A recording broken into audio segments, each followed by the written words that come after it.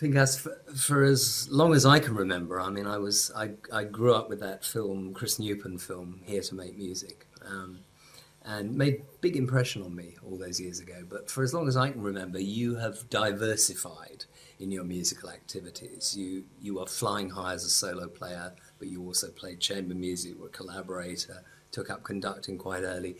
Can you talk a little about why it was important for you to diversify and, you know, Well, I started playing chamber music rather early. I was studying with my dad. He started me on clarinet, well, actually recorded first. Well, I was about 5 or so.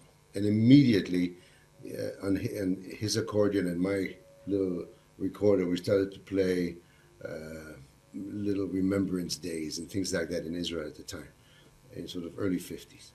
I then began to study the clarinet because he taught himself the clarinet as a really one of the first-rate klezmers that I've ever known.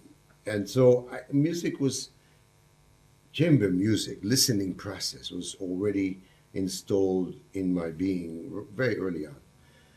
When I started to study the violin, and after a certain amount of time passed by, I started to play, of course, the great literature with my teacher, Feher, sometimes twice a week, sort of age 9.5, 10. So by the time I had left Israel when I was almost 14, I had played literally the whole repertoire, sextets and quintets and with piano and so on.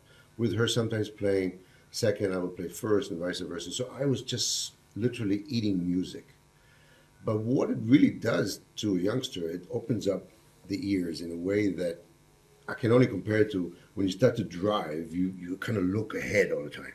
And then eventually you kind of relax and you begin to say, oh, how are you? You periphery listening, really.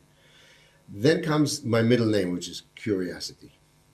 And I think that came from a number of places. The diversity, of course, that I had already with my dad and my teacher, and the upbringing in Israel, hearing all the great icons of the 20th century, the Israel Philharmonic, and then coming to the States, where I studied with Galamian, seeing New York and hearing New York, literally.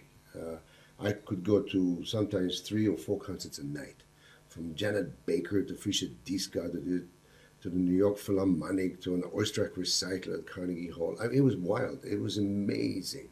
In those days, a Milstein recital, and then would be Lenny Bernstein with someone doing a Jeremiah for the first time, and things like that. Besides Juilliard, which was uptown at that time. And so I had all this musical smorgasbord, I suppose, all the time. And I just have kept up. So from that moment on, I began to play chamber music on the other side, material that I've already done.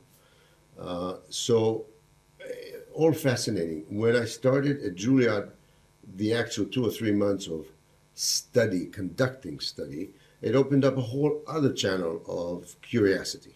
You started conducting in 72, at a time when few instrumentalists had started. Now everybody does it. But everybody? Well, a lot of people do it. It's become a... No, I'm teasing. Yeah. But I mean, at that time, it was unusual. And not so unusual, really. We just didn't hear about it as much as we do today. I think today you have a plethora of people that have created...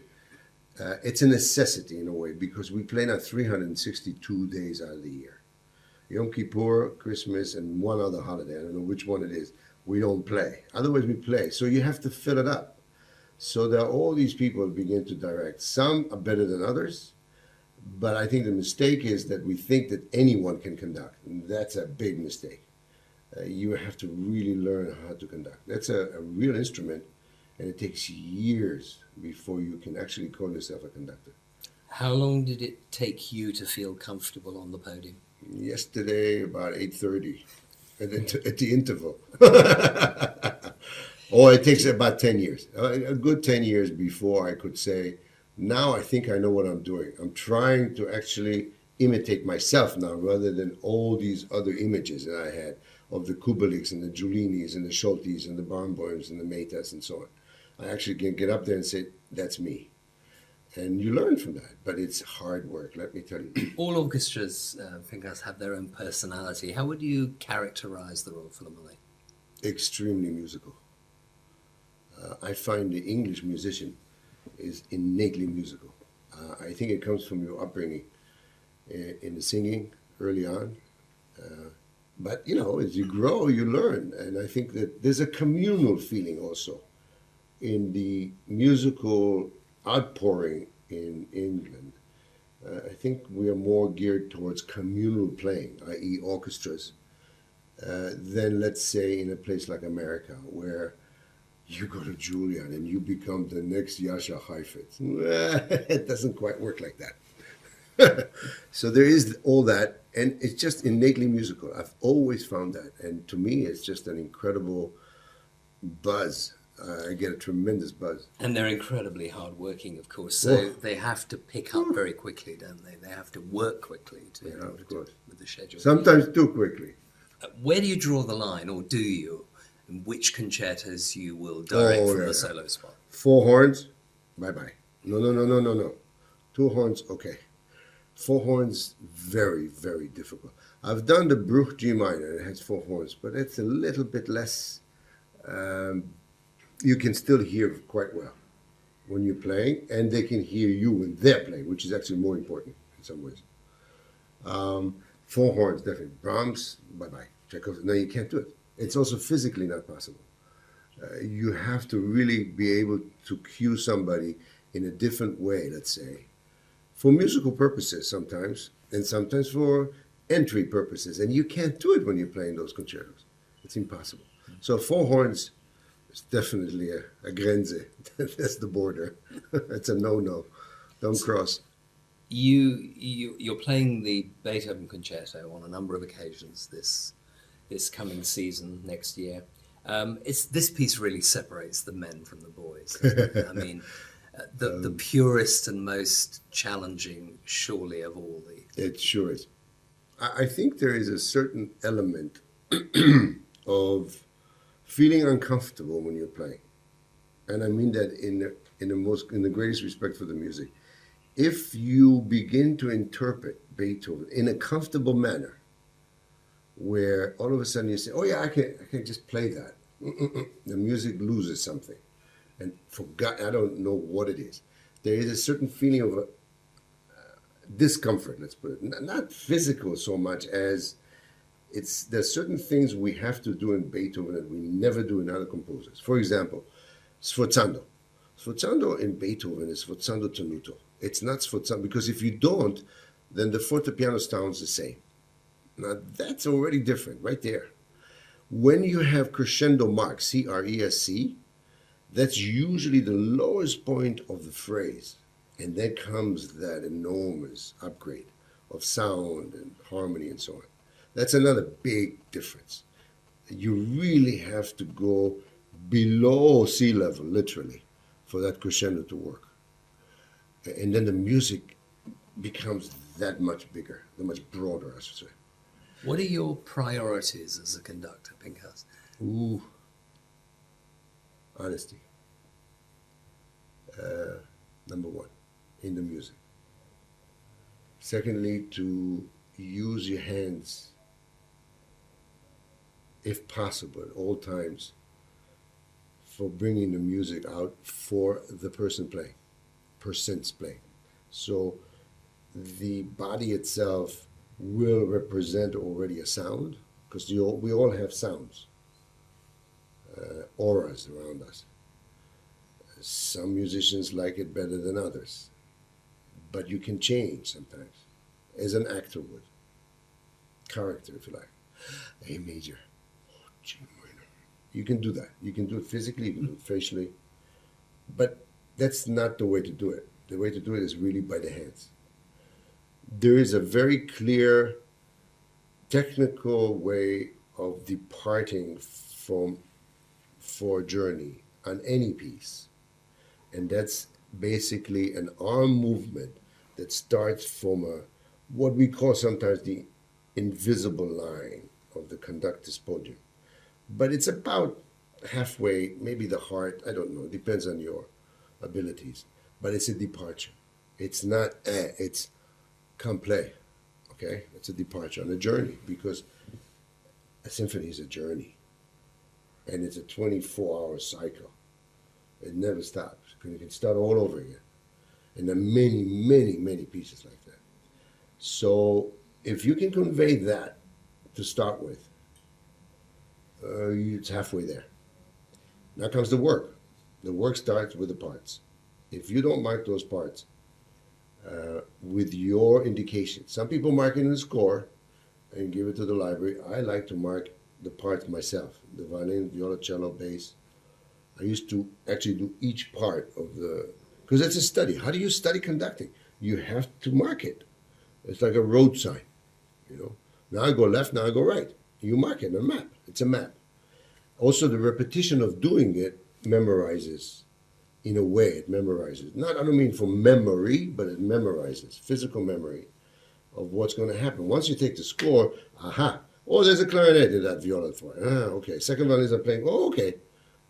Okay, that's it. And after that, time. I notice you're doing Shostakovich's 10th Symphony next year here in London. Is that, have you conducted other of the Shostakovich? I've done Shostakovich before, yes, but not that one.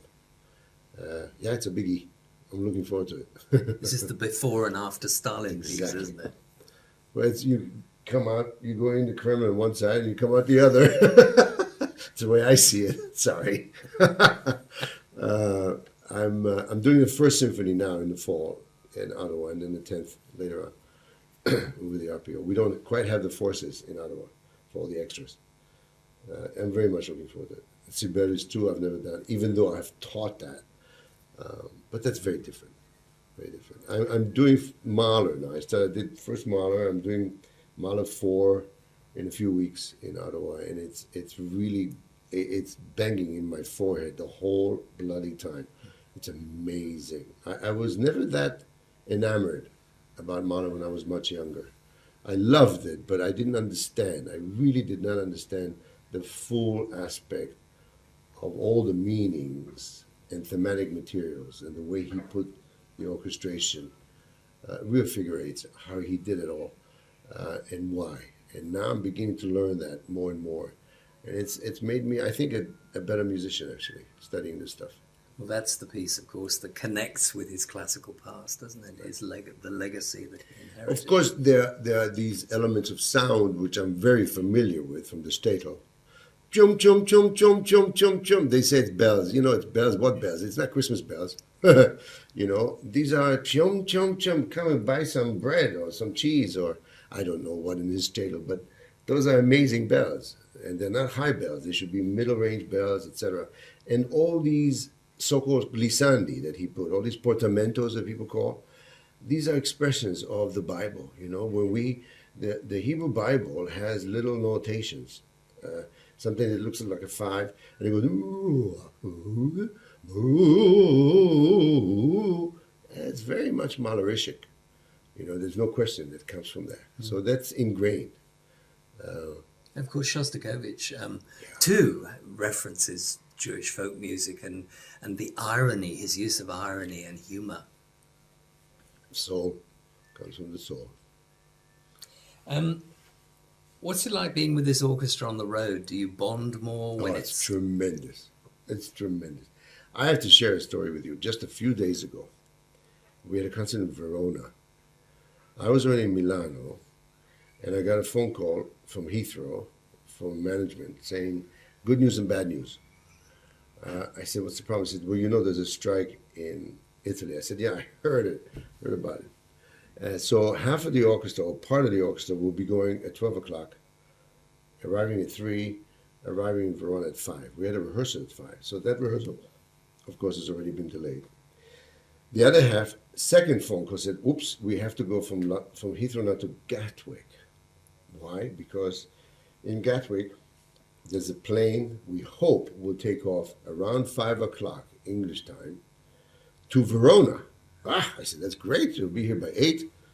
We can still maybe a half an hour, because it's at 9 o'clock. We do a half an hour.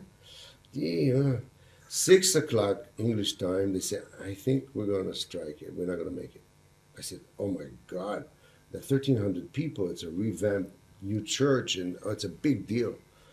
So they talked to the presenter. Anyway, long story short, they arrived. I had a rehearsal at 7:30, however.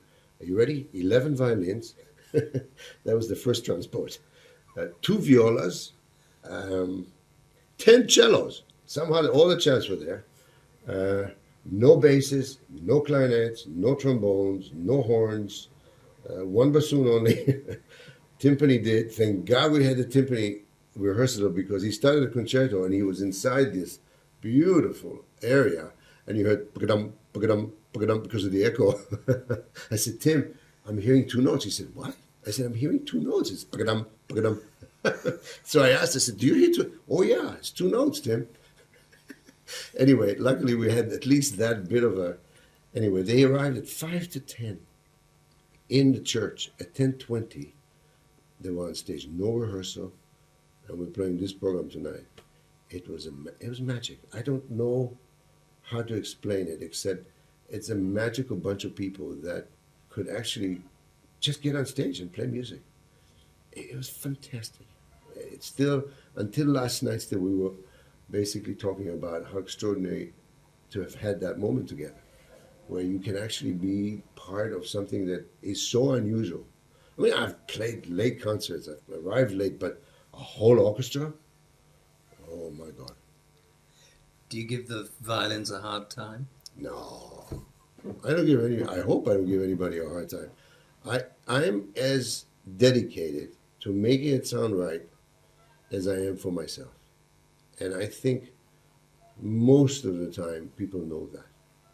Because don't forget, once you talk to an orchestra and you tell them what you want, so to speak, and you then play, and if you, not so good, that's not so good.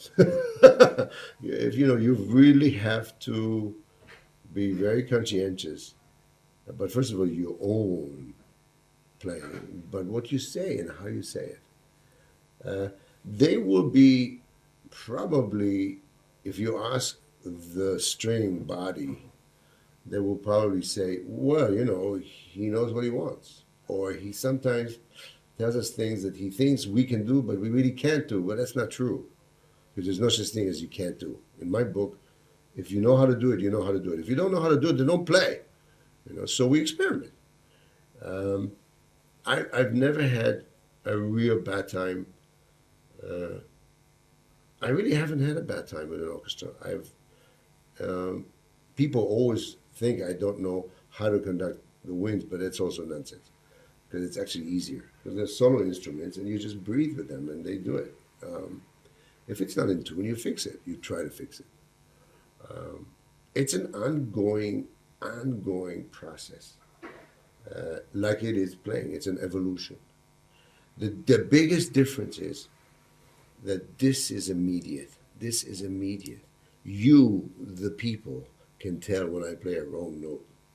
When I don't do it properly here, maybe 4 people know. And one of them might be a friend in the audience. Not that many. So it's a silent art, but it's extraordinarily deep. And what you really want to at the end with an ensemble that you've been with a long time is to just let them play. It's so much easier than one thinks. If you know how to drive, if you don't know how to drive, don't get up there. And you got to study. You got to learn how to do it. You can't just, because you happen to play an instrument, you think you can do it? No. And I can tell you that one of the things that's wonderful, for example, in Venezuela with Sistema, is these chaps start, first of all, they're picked out of the orchestra by Abreu. Dr. Abreu is a genius in picking people out properly. Claudio's helped him a lot, Abado and a few others. Simon now has been there and a few others. But he picks the personality, he picks the player and the personality to be able to stand up and be respect, if you like, from.